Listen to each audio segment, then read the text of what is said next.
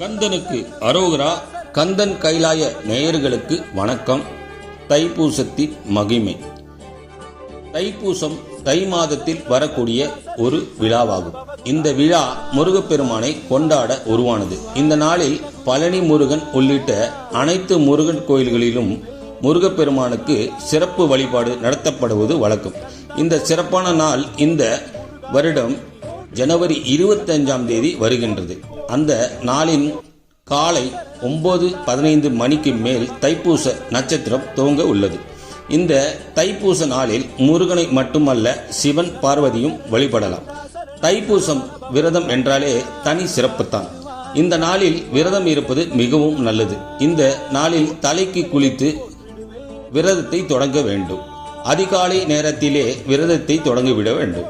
இந்த விரதத்தால் பால் பழம் மட்டும் உண்ணலாம். இதை தவிர வேற எதையும் உண்டாலும் விரதம் முழுமையாகாது. விரதம் இருக்க தொடங்கிய பின் முருகன் கோயிலுக்கு சென்று சர்க்கரை பொங்கல் செய்து நெய்வேத்தியமாக படைத்துவிட்டு மாலையில் விரதத்தை நிறைவு செய்யலாம்.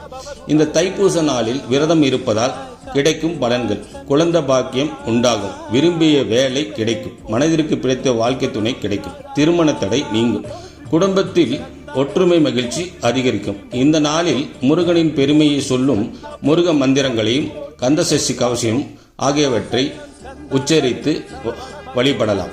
முருகனுக்கு உகந்த செவ்வரளி பூ கொண்டு பூஜை செய்து வழிபடலாம்.